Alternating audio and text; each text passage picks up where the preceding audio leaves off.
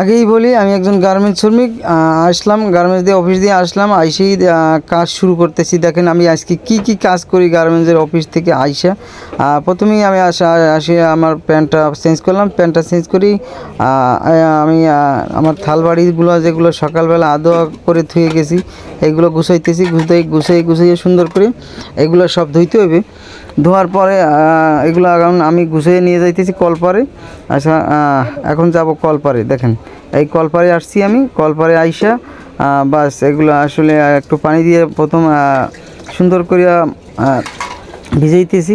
ভিজে একটু পরে দিয়া কী করি আপনারা একটু দেখেন, আমার ভিডিও সম্পূর্ণ দেখেন আমি কি করি। একটা গার্মেন্টস শ্রমিক আসলে কি করে, সেই যে সকালে গার্মেন্টস থেকে বাসা থেকে যাই, খাইয়ে না হেঁচড়ে দিয়া কোনোরকম, এরপর আবার গার্মেন্টসের রাইতে হইলে আসি। এই রাইতে আইসা আমি এখন বর্তমানে কি করতেছি দেখেন কাজ। আমি সুন্দর করে এগুলো পরিষ্কার করলাম, একটু পরিষ্কার করি। এখন আমি আবার গেলাম কোথায়, আমি এখন আবার কি গ্যাস বাইর করবো। গ্যাস আমার এখন তো গ্যাস নাই, তাই গ্যাসটি এখন রাঁধতে হবে। গ্যাসটা বাইর করতেছি, গ্যাসটা বাইর করার পর এখন আমি এই দেখেন চুলোটা বাইর করতেছি। চুলোটা যদি একটু অন্য জায়গায় একটু আটকানো জায়গা, রুমটা ছোটো, তাই রুমটা ছোটো বললে আমি চুলোটা একটু সিফার ভিতরে রাখছি। যাই হোক চুলোটা বাইর করলাম, চুলোটা বাইর করিয়া এরপরে আমি লাগাইলাম। লাগানোর পরে আমি এই যে এখন ভাতের পানি, ড্রামে পানি নেই, তাই ড্রামের পানিগুলো সুন্দর করে উড়াইতেছি। উড়াইয়া আমি এই যে চুলাটা দিলাম, বসাইয়ে সুন্দর করে আগুন জ্বালাইলাম। আগুন আবার নিভে গেছে, আবার জ্বালাইলাম, আবার জ্বলছে সুন্দর করে জ্বলছে। তো জ্বালানো শেষ, আর সব পানি গরম হোক, তারপর ভাত মানে চাল ধুয়ে দেবো। এখন আমি আসলাম আবার কি থালবাড়ি ধুইতে, তাই থালবাড়িগুলো সুন্দর করে ধুইতেছি সুন্দর করে, যাতে ভালো করে পরিষ্কার হয়।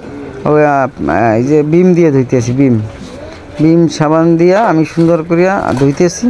এইভাবেই ধুইতে হয়। গার্মেন্টস জীবন আসলে এইভাবে কষ্ট না করলে আসলে কিছুই পাওয়া যায় না। আমরা আসলে গার্মেন্টস শ্রমিকরা কষ্টই করে যাই সারা জীবন, কষ্ট করতে করতে আসলে দিনটাই চলে যায়, কিন্তু মাস শেষে পকেটে টাকা থাকে না। আমার গার্মেন্টস শ্রমিক প্রত্যেকটা এরকমই আসলে আমাদের জীবন। আমরা কষ্ট করে যাই, কিন্তু তলায় যে কেষ্ট থাকে না বলতে আমার মাস শেষে যে আমি মনে করেন 210,000 টাকা জমাবো, এই ব্যালেন্সটা আসলে থাকে না আসলে। যাই হোক, পরিবার আছে, পরিবারে মা বাবারে দেখতে হয়, মা বাবার দেখি, নিজের সংসার আছে, নিজের সংসার চালাই। এরপর যাই হোক টুকটাক হাত খরচা আছে। এরপর ছেলে আছে, ছেলের স্কুলের বিল আছে, প্রাইভেট আছে, মেয়ে আছে একটা, তো মেয়ের দুধের টাকা দেওয়া লাগে, মানে রাখাউনি টাকা দেওয়া লাগে। আসলে সেই দিয়ে আসলে মাস শেষ টাকা, তাই আমার ধোয়া প্রায় মাজা শেষ। এখন আমি ধুইতেছি, সুন্দর করে ধুইতেছি। ধুইয়া আসলে প্রায় আমার ধোয়া শেষ হয়ে আইছে। আমি ধুইয়া প্রায় ধোয়া শেষ, আমার ধোয়া শেষ পর্যায়ে। আসলে জীবনটা এটাই বাস্তব, আমাদের গার্মেন্টস শ্রমিকের জীবনটা এভাবেই যায় আসলে, এভাবেই ধীরে ধীরে। তো দেখতে দেখতে আমার কাজ প্রায় শেষ। ভিডিওটা ভালো লাগবে না জানি, তবু লাইক কমেন্ট শেয়ার করে যাবেন যদি ভালো লাগে। আমার গার্মেন্টস শ্রমিকের পাশে থাকবেন।